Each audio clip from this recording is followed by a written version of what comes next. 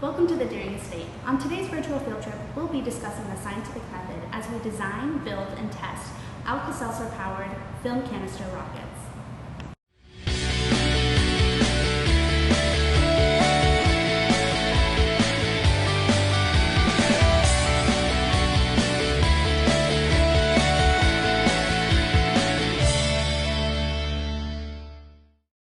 While conducting this experiment, we're going to be following the scientific method, which is a step-by-step investigation model to guide scientific inquiry. The scientific method has 8 key steps, and we're going to be starting with step 1. The first step of the scientific method is to make an observation. Observations are made using one of your 5 senses. And for this experiment, we'll be observing what happens when we drop a solid Alka-Seltzer tablet into liquid water. As you can see, it produces a gas. This is an example of a chemical reaction. The second step of the scientific method is to ask a question. Your question needs to be testable, and it needs to be based on your observation.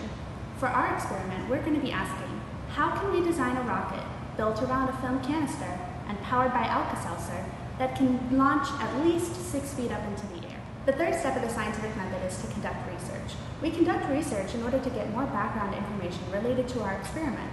For our experiment, we conducted research on air resistance, pressure, gravity, and chemical reactions. The next step of the scientific method is to form a hypothesis. A hypothesis is basically a predicted answer to your question. Hypotheses usually take form in the statement that follows the format of an if, then, because statement.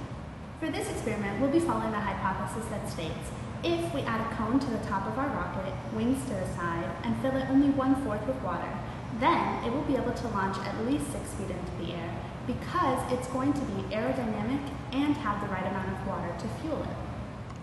Following the scientific method, the next step is going to be designing your experiment. When you're designing your experiment, the first job that you have to do is come up with your design or your plan. Now your design should be very detailed. I've drawn out my design here, labeling what I plan to make and what materials I plan to use. After designing your experiment, the next job is to collect your supplies. I decided to use cardboard to make my wings, construction paper to make my cone, and tape to hold it all together. When building our experiment, it's important that we have the film canister's lid facing downwards. That way, when our experiment launches up into the air, it's the canister that launches. Using my construction paper, I have formed a cone, which I will add to the top of my experiment. And I have my wings ready to be attached to the sides.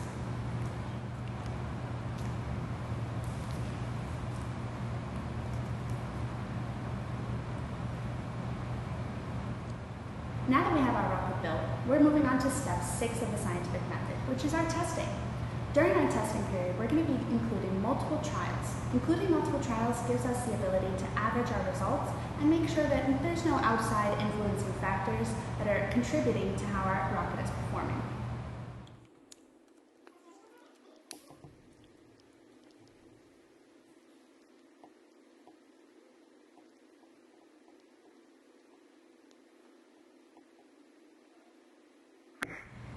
The next step of the scientific method is to record and analyze the results. As you can see, we recorded how high our rocket was able to launch during each of our 3 trials.